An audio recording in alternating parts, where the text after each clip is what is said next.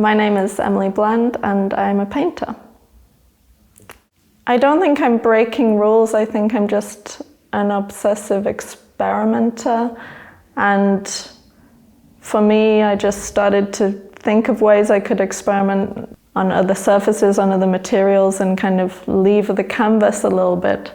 It's just all about fun for me. It has to be playful, and for example, I've never built an installation before. I'd never before this painted on a piece of furniture before. I'd never painted on ceramics before, and I just think you kind of have to try everything and see where it goes. And it's the same with the works on canvas. They're just a result of obsessive experimentation again and again, finding new things. Totally, I mean, this is my play space here.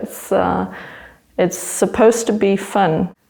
It's nice to be able to feel the material, you know? To sit on the chair like this is a different experience to just looking at it. And it's the same if you can feel the texture on the painting. Now, I'm not suggesting people go and like touch all paintings in fancy museums, but if I am with visitors at one of my own exhibitions, I tell them to touch the painting.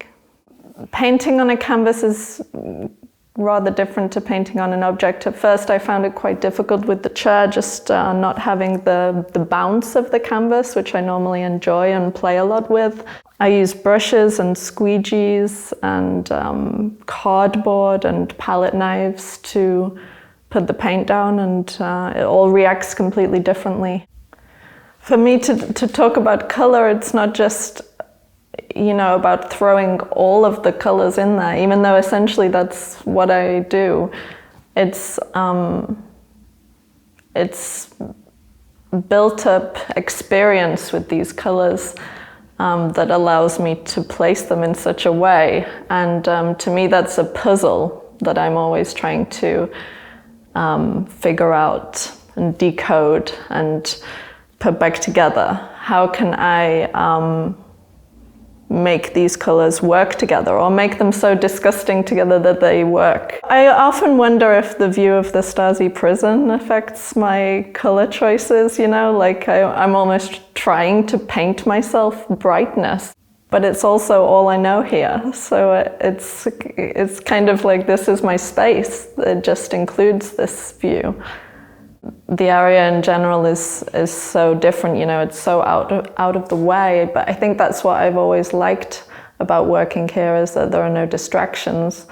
I like to just be here and be focused, and we might, you know, have a knock on the door from a neighbor, a studio friend, but that's all kind of part of the same creative bubble. It's not something distracting.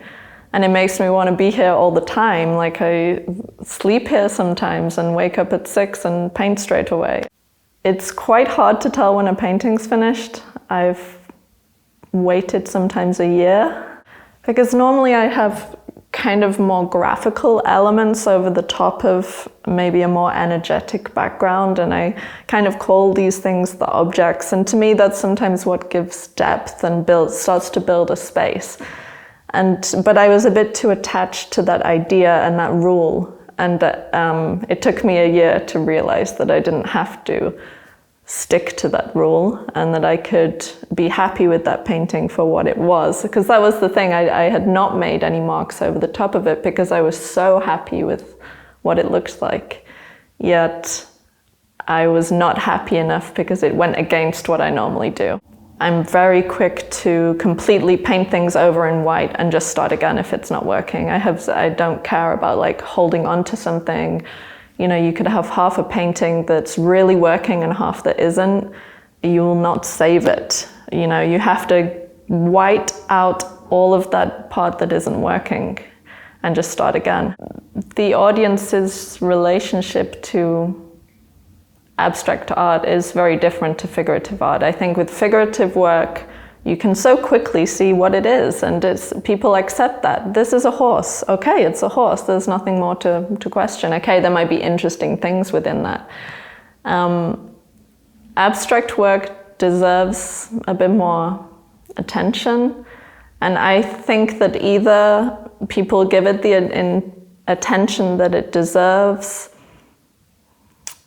and just get lost in it, in the experience of viewing it, and think a lot. And that's my favorite thing when I see someone looking at an abstract work anywhere, you know, and they're just looking at it for 10 minutes nonstop, and just, you can see them, their eyes moving around the canvas like that.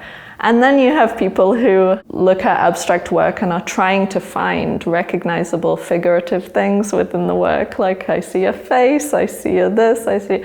But that's kind of all part of the fun. I think that's human nature to see these things. I sometimes, if someone tells me they see something and I don't like it, I change it. But I prefer it when people can just take it for what it is. What it is paint on canvas. It is a line of blue acrylic paint, and there is some red paint to the side of it. That's what it is to me.